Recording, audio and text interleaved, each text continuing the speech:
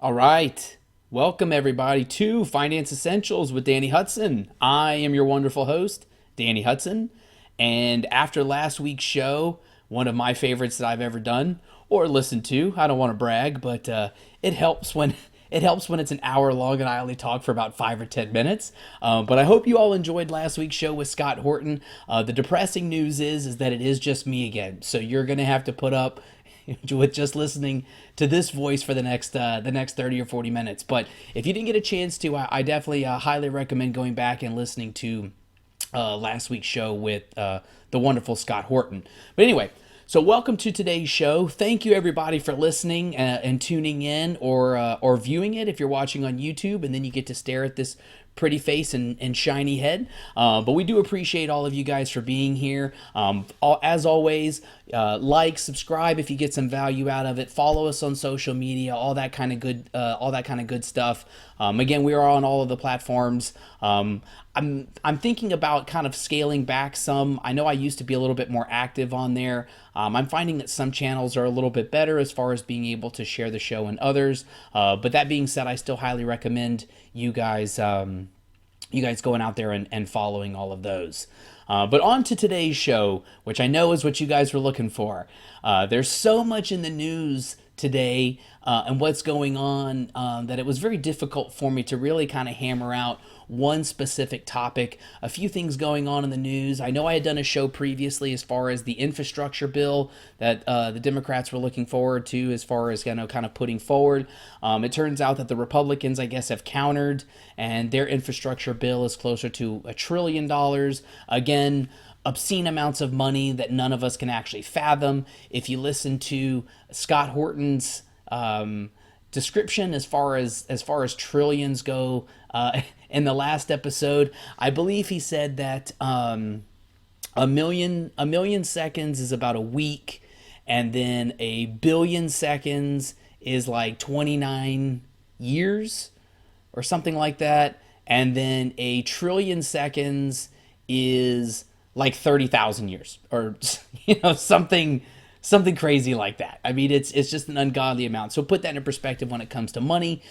2 trillion, 1 trillion, it's still an unfathomable amount of money. Other stuff that's going on right now, a lot of states are beginning to offer lottery systems and that kind of thing as far as getting the COVID vaccine. The latest one that I saw, it really infuriated me, but what it was is it was New York State was offering a raffle for children for getting the vaccine, and they pick like 30 winners, and they get full scholarships to college, right? And so, well, maybe I'll save that. Maybe I'll save that for a show, because I could spend quite a bit of time. I could spend quite a bit of time on that topic. So that's coming up and that's going on. The big one that's in the news lately is related to Dr. Fauci. I do not believe that I have made my opinions unknown or unclear about lockdown since the beginning. I've also been pretty anti-mask now for quite a long time. The numbers and stuff didn't really seem to add up. One of the conspiracy theories that was going around at the beginning of the pandemic was whether or not the U.S. was actually funding, oh man, what is it? It's like Go Find Research or Go Fund Research or crap. Now it's slipping my head. But essentially, what it does is the research that they were participating in the Wuhan lab was that they would take an existing virus, so say for example the SARS virus from several years back, and then they attempt to modify it, right, to make it more deadly, make it more contagious, so on and so forth. And the thought behind it is that by doing this research and creating these super viruses, that they can actually create vaccines and antibodies and so on and so forth. And so if this was to evolve, or somebody was to do this, that we would already have kind of a vaccine or something like that ready to go. But the interesting part, though, is that when this was coming up a year ago, a lot of people were being deplatformed and banned off of social media and things for pushing quote-unquote conspiracy theories. But I believe at this point in time, Fauci has essentially said that he did not directly fund this type of research, but yet the NIH, which is his organization that I believe that he oversees, has funded the lab that has done this. So his way of kind of getting around it is saying, well, no, we never gave them money to fund this research. We just gave them money to fund research. So I don't think the connection is really that difficult to make. So there's a lot going on. But then I was thinking, all right, well, what's related to financials, right? What's related to the normal people, you and me on a day-to-day basis that's really been going on in the news? I know I mentioned that previously that I was thinking about doing an episode on rent control, but I think this one is a little bit more pertinent, a little bit more relevant to what's going on. Several weeks back, I guess it's been about 2 weeks now, but a lot of you guys probably remember the Colonial Pipeline hack. And so what I wanted to do today was talk about scarcity and price controls and price gouging, which I promise, just like episodes in the past, I promise we'll make it interesting. We'll learn some things today. And if you don't like it, don't turn it off. Just let it run for a little while. So that way the number looks a little bit better. But yeah, so we're going to talk about that today. So if you're not familiar, and I don't know why you wouldn't be, maybe you just don't live on the East Coast, maybe you live on the West Coast, and so therefore, or maybe you're in another country, and maybe the Colonial Pipeline is not, it's not as relevant for you as it could be for somebody on the East Coast in the U.S. But anyway, the Colonial Pipeline Company, their infrastructure was hacked and held at ransom for about $5 million. And if the Colonial Pipeline is responsible for transporting about 45% or 100 millions of gallons of fuel, whatever, there's several things that define that, right? It's gasoline and natural gas and so on and so forth. But about 100 million gallons of fuel per day to the East Coast. And there's about 12 or so states that are impacted, all the way from Texas all the way up to North Carolina, Virginia, Maryland, I believe into like Massachusetts and things like that as well. But this hack basically shut down this pipeline for, I guess it was about 4 or 5 days. So I don't think it was quite a week, but it was in that neighborhood. And so about 45% of the fuel going to the East Coast was essentially halted due to this hack. Now, how does that relate to the topic that we're talking about at hand? Well, if you're very familiar with a lot of other things, coronavirus or COVID in particular, also if you live in the South and you deal with hurricanes and that kind of thing, one of the things that it created was shortages, right? So Virginia had the highest number of gas stations that had shortages, which was about 8 to 10%. So basically about 8 to 10% of the gas stations that were in Virginia essentially had zero gas, right? So they were out because there was a run on gas or whatever the conditions were. About 8 to 10% of those stations didn't have gas. Now, during this time, gas prices only spiked about 5 to 10% across most of these states. So, part of it is because there tends to be such a big stigma around price gouging and that kind of thing. But there were a few pieces of this that I found was pretty interesting. One of them was the EPA issued a fuel waiver to help alleviate the shortages. Now, this was new to me. I didn't really know that this existed. Of course, when I find out about it, it really makes me angry. But that's the way a lot of this goes, right? You kind of discover another layer to the onion, and then you're like, wow, you guys are real assholes. And so what this is it's a fuel waiver to help alleviate fuel shortages. It waives the requirements for low volatility conventional gasoline and reformulated gasoline. Now, I don't know the specifics on exactly what that portion of it means, but the next piece of this is the part that, in my opinion, kind of brought the whole thing together. And it's the Clean Air Act provides strict criteria about air quality and forces refineries to complete extra processes and increases cost and thus price. So what that's saying to me is that we have the ability to have access to fuel and gasoline that may not meet these specific criteria to meet the Clean Air Act. So I don't understand the purification process of it, but I'll make it as easy as I think I can. It's similar to like vodka, right? Where take vodka and you distill it. Everyone brags about, oh, it's distilled 8 times or whatever that number might be. But think about it in terms of kind of like fuel. The way I'm interpreting this is that you have fuel and it goes through these extra steps and these extra processes to refine it to hit a certain purity threshold. That is deemed necessary by the EPA for emission standards or whatever. Now, when they pass this waiver, it doesn't necessarily have to go through all of those steps, right? So if, say, it goes through 4 or 5 processes to get to that EPA approved level, this waiver allows them to only make it go through 2 or 3 processes, right? And so say it cuts the time down on the ability to be able to get that fuel out there in a faster time.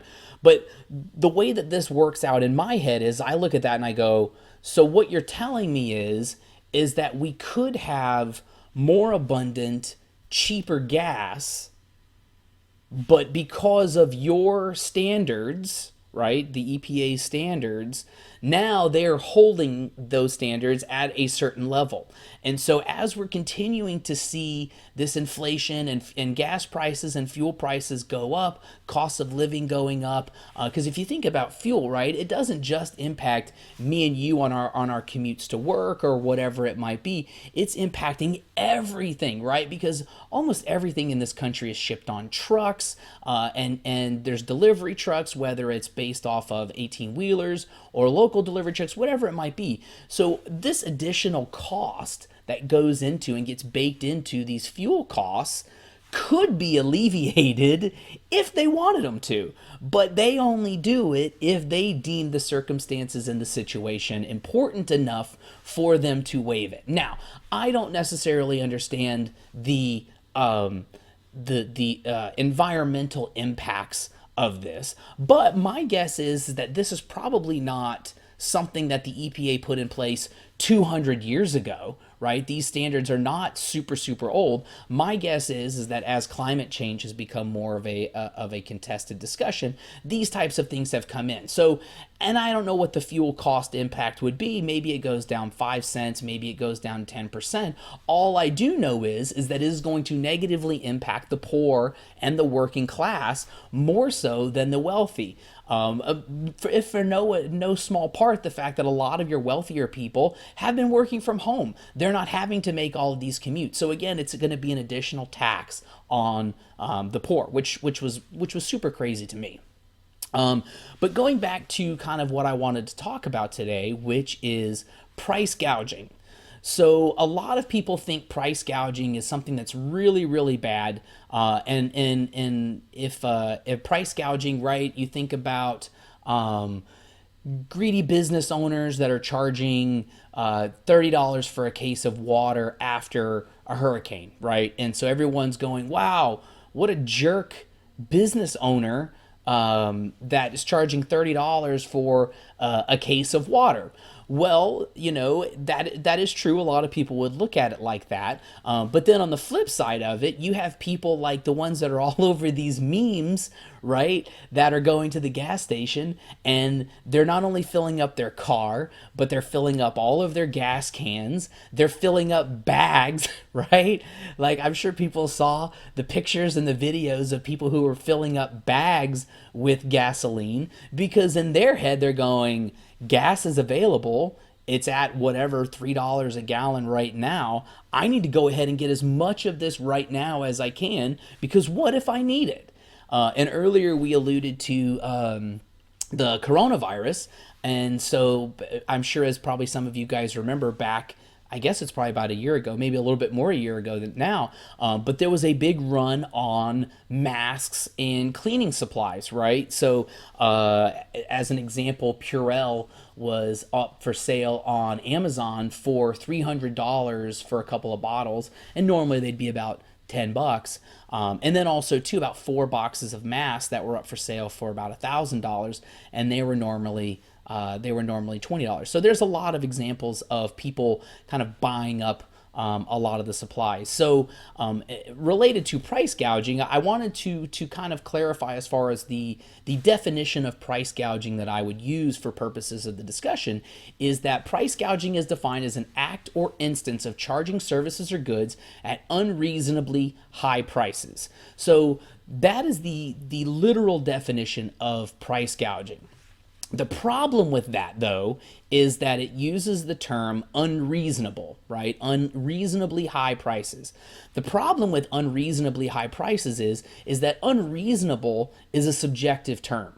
What your definition of unreasonable might be is probably different than my version of what unreasonable means. And if there's a hurricane that's coming, or if there's a virus that's out there and it's all of that, what's going on and causing people to hoard things, again, your definition of unreasonable might be different than what my definition of unreasonable is. And related to this fuel shortage, I understand the whole don't buy into the shortages or the scarcity or whatever. But you know what myself and my wife did whenever this was coming down? I went and filled up with gas. You know how much gas I had in my tank? A little less than 3/4 of a tank. And you want to know why? Because I didn't want to pay more whenever all of this cleared. And so to me, when I was looking at it, I was like, yeah, $3 a gallon. I'd rather pay that right now than $4 a gallon in a week or two whenever this might potentially go higher. Do I need the gas right now? No, but if the gas is $3 and it goes up 25% within a week or two, I'd rather just go ahead and have a full tank. And there were a lot of people out there that were doing things like that, right? Again, using the gas in the bags example, which if you are listening to this show, I really hope that you are intelligent enough not to put gasoline in a bag and try to take that home. I cannot recommend against that enough. So please don't do that if that situation ever comes up. At least go ahead and buy one of the little tanks, and kind of thing and take it with you. But so what that's related to, though, is it's related to price controls and price gouging during an emergency. And so, of course, during times of emergency, price controls and price gouging and price controls in particular have negative consequences, especially during emergencies, right? Because when prices aren't allowed to move in response to certain economic conditions, those who most urgently need those items will generally tend to find that shelves are empty. Again, like I was saying before, right? I didn't need that gas, but because it was the same price and the price hadn't gone up, it made sense. Why not just go ahead and fill up and get some gas now? And so what it does is it turns out that what's going to happen is that if somebody ends up needing that gas, maybe they need to go, on a whatever road trip to whatever their reasoning might be.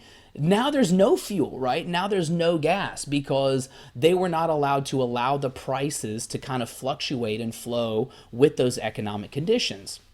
And so, for example, in relation to the coronavirus, is that there were certain items that obviously became in super high demand, and they caused the demand for those items to increase. If you're anything like us, you probably still have bottles of hand sanitizer that you bought a year ago, right? Because as far as we were concerned at the time, April, May of last year, we didn't know how this stuff was actually spreading, and we found a giant bottle of hand sanitizer and we're like, just buy it. You never know, we might end up needing it. Or if you were like me and you went to the store and you saw some hand soap and stuff like that, again, didn't need it, but that's the first time I've seen hand soap in 3 weeks. So guess what? I'm buying every bit of it that I can. How many bottles are left? 4? You'll let me buy 3? All right, well, I guess there's 1 bottle left for somebody else. But if that price was allowed to change based off of that demand, I would have thought in my head, oh, well, now that soap is $8 or $9. It's triple the price of what it was before. I think in my head, well, let's see, we've got soap at the house. We don't have a lot, but do we need 3 bottles? Do we need 1? I don't know, but that's something that you would take into consideration. But if the sellers are not allowed to raise these prices out of fear of the government, right, of being punished, the results will end up being that the first wave of people who end up going through clean off the shelves, and they basically buy all of it. And I guarantee you, if you're listening to this show right now, you can think of, or maybe you were one of these people that you go to the store, and at the beginning of COVID, you bought, 150 rolls of toilet paper. I hope you didn't do that. I hope you didn't buy 150 rolls of toilet paper, but you might have, or 150 paper towel rolls, or whatever that might have been, because at the time you're like, well, you know what? Never know. We might need these. And then next thing you know it, you'll end up being like my friend Brandon, who, well, maybe I shouldn't have used names, but I have a friend of mine who actually had to have I think it was his grandmother, it might have been his mother, but he had to have a family member actually mail him rolls of toilet paper because he was unable to find toilet paper in the city of Nashville, which is just crazy. And so that is the big concern with people who are against price gouging. Now, again, price gouging obviously has, just the terminology has a pretty negative connotation to it. But that's the overall consensus whenever it comes to price increases during times of emergency. And just to give you a little bit of an example, in California, basically anything over 10% qualifies as taking advantage of consumers, right? And so what you'll also find is you'll also find that California tends to be one of the places that has the most shortages, whether it's rolling brownouts or blackouts or gas shortages or whatever it might be. California tends to get that first. Part of their gas shortages is because they have other problems and things too, things like winter and summer mixes and additional fuel taxes and so on and so forth. But what you'll find is that without allowing these prices to fluctuate with economic demand, you're going to tend to incur shortages. I know, for example, when I used to work for Hilton, and I did revenue management for hotels, anytime that there was a natural disaster, whether it was a snowstorm, whether it was a hurricane, whether it was a flood, whatever the conditions might have been, we were actually unable to, again, similar to California, raise the prices above a certain threshold that they would normally be priced at. Now, most people would look at that and they would go, well, that was really good. I'm really glad that you did. The problem with that would be is that if all the rooms are booked up in an hour because people just don't want to take any chances, what happens to the people that really need it, right? Maybe the person who's staying at the hotel was only under a flood watch, but they were like, well, you never know. Let's just go stay at a hotel. It's only $140. Whereas somebody, that maybe is a mile or two away and the water is already in their house and it's ankle deep, and they're like, we don't have anywhere to go. All the hotels are all sold out. We have to drive an hour and 45 minutes or 2 hours away before we can even find a hotel. And so there's definitely negative consequences when it comes to the inability to be able to adjust that pricing in accordance to the need. I think one of the perfect examples for this, and I hope she doesn't mind me sharing it, but during COVID and during all of the lockdowns and all the supply chain disruptions, my mother was having an issue finding bleach. So she went around a bunch of stores and that kind of thing, and she couldn't find any bleach. And so she was talking to a friend of hers, and her friend of hers was going, "Oh, you need bleach, huh? Well, what if I told you that I got a lady?" Right? She has a bleach lady. And so she gives my mom the lady's phone number, and my mom goes over to the house, and it turns out that she's kind of one of those like those couponers, right? You know how you have those couponers where somehow they have like internet coupons and magazine coupons and mail-in rebates and whatever, and so they managed to get 62 bottles of bleach for 41 cents, or whatever the concoctions that they're able to come up with and ways of being able to pull it off. But anyway, it turns out that this lady was the only one that happened to have any bleach. And so when my mom goes over and she's like, hey, I'd like to buy some bleach from you, and the lady's like, oh, okay, all right, you'd like to buy some bleach, huh? Well, that'll be $10. And my mom's like, I mean, I don't know if it was $10, but I know it was a lot more than she would have paid in the store. But guess who didn't have any? The store. You know why? Because everybody bought it all.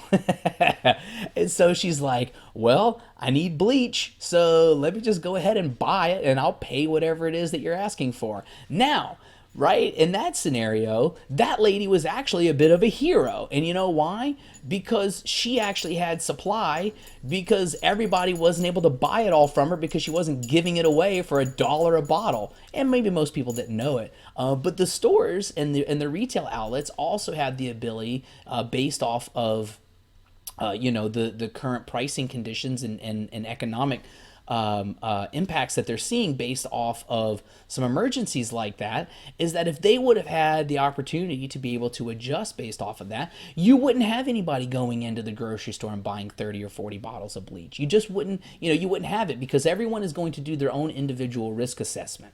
And a lot of people, well, not a lot of people, but there are quite a few people that think, oh, well, if I can just go into the store right now and buy 40 bottles of bleach, maybe I can be like the coupon lady. I'll buy them for $2 a piece and then I'll turn around and sell them for $5. Why not?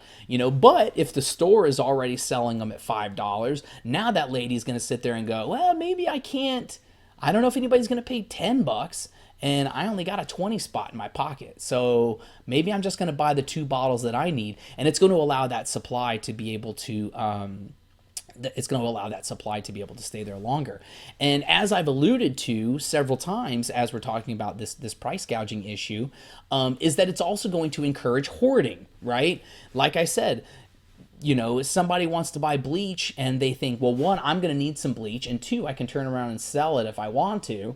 I'm going to go into the store and I'm going to buy 20 bottles of it. I might not need 20 bottles of it, but at least if I do, I'm going to have some. Worst case scenario is I can't actually sell it, and then it just lasts a long time.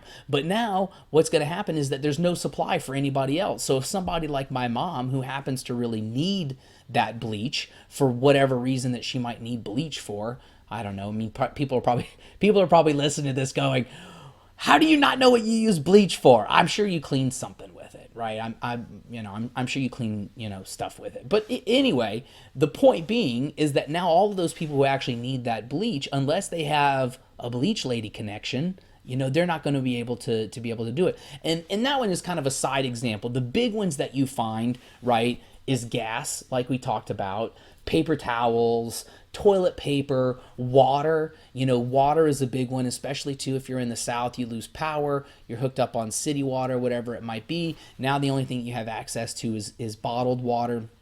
But you have somebody that goes in, they buy 40 cases of bottled water.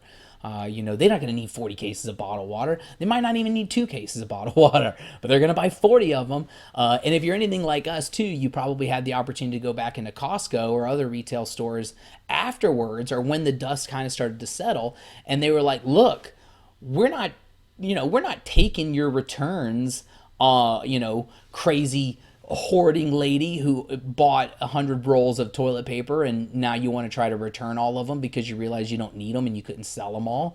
A lot of stores were saying, well, we're not gonna take that back. We're not gonna allow you to do the returns. But the fact is that it was hoarded at a time when it was most needed by people who were actually experiencing real shortages. Now, one of the things that you're probably thinking is, Danny, is that you're saying, well, you know what? Price gouging, it's not fair, right? It isn't fair, because what's going to happen is if the gas station bumps the gas up from $3 to $5, well, that's going to negatively impact the poor and the working class and that kind of thing. And you're right. And you're probably thinking too, Danny, you talk about how all of this stuff always negatively impacts that group of people, and we should be more concerned about what happens to them, and yet you're advocating a policy that would actually directly hurt them due to these increased prices. And you know what? You're right. You are right.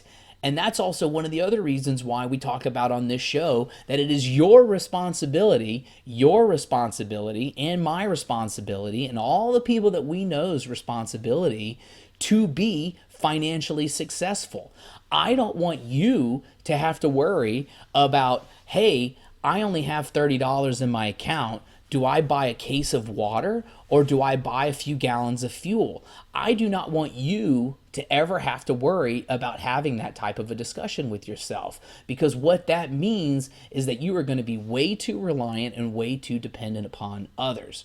So yes, while this policy would actually hurt a lot of poor people, working class people that can't afford a $5 gallon of gas, think about what the alternative is. They pay $5 for a gallon of gas, or they get zero anyway because all the gas is gone. The gas is gone.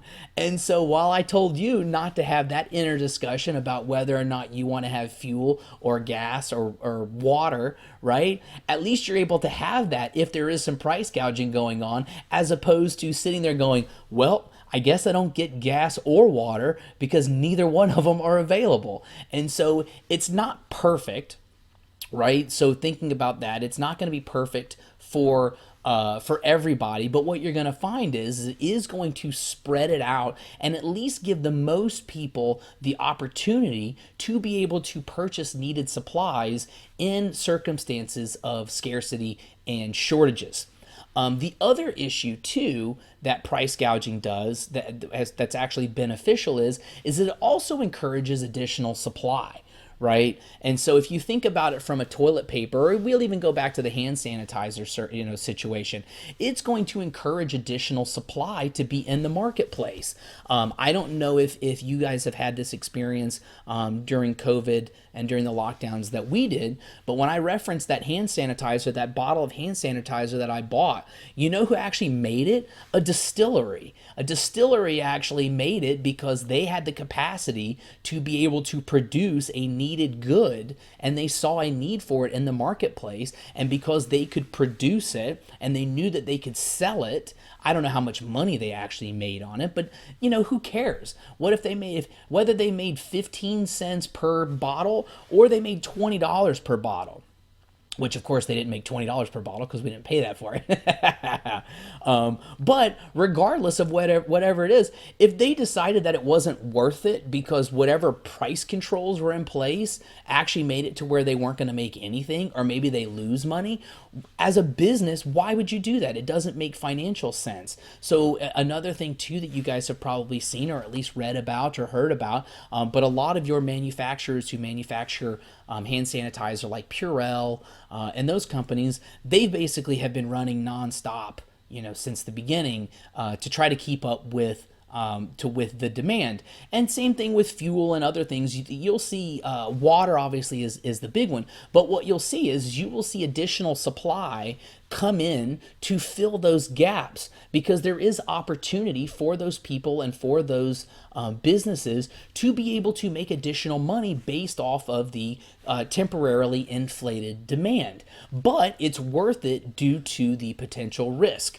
Obviously, in a circumstance like a hurricane, the biggest risk is that there's road damages, there's road closures, there's potential fuel shortages, whatever the conditions might be. But if they're able to have a truckload full of water, where normally they'd only make a quarter a profit per case, but due to rising prices and rising demand, maybe it's up to $1 per case. And they do the math and they go, well, it's additional, it's worth the risk for me to be able to go in and go into this area and to be able to deliver it so I can make some additional profit. And you do it too, right? I mean, you do it too in your own mind. If you're an hourly worker, and you have an opportunity to work a holiday because your labor is scarce, right? You only have so much labor that you can provide. But if you have the opportunity to go in for a holiday, right? And they say, hey, you know what? We're deciding we're going to open up Christmas this year. And no one takes it. And then all of a sudden they're like, all right, well, it's Christmas. We need people because we're going to be open. How about we offer double time? No one is going to go, no one is going to go to the boss and go, hey guys, look, I know you're offering double time here to work on the holiday, but I don't want to gouge you with my labor. I think that you should pay me my standard wage. No one's going to say that. And if you are, you're a crazy person. If they're going to offer you double time, you take it, And so you wouldn't consider that labor gouging because it's a holiday and there's high demand and supply is scarce. You're going to take it for all that you can. And I would encourage that, right? Because that's part of it. Now, if there was a scenario that that came out where the government was going to be like, now you're not allowed to pay people more than their normal wage over a holiday. You know what's going to happen? A lot of places are just going to close on the holidays because it's not going to be worth it, because the amount of revenue that they're going to get, it's not going to match their supply, because no one's going to work. No one's going to be able to work on those days. So I hope that was able to shed some light on the importance of price controls and price gouging during emergency situations and emergency times, and help shed some light on why it's important, to be able to have a fluid market that can rise and fall with demand and with scarcity and with supply, because it's going to be the ultimate thing that's going to provide the most benefit for the highest number of people and discourage things like hoarding and things like that. So I really hope that was able to give you an additional perspective on it. And I hope next time that you happen to see a store during an emergency and they're charging a bit more for a case of water, don't yell at them. Don't post some stupid thing on social media complaining about them, because guess what? If you really wanted that water, you would have just bought it anyway. But that's the show for today. If you got some value out of it, share it on social media, follow us, subscribe, like, and do all that kind of fun stuff. And we'll talk to you again soon. All right. Bye.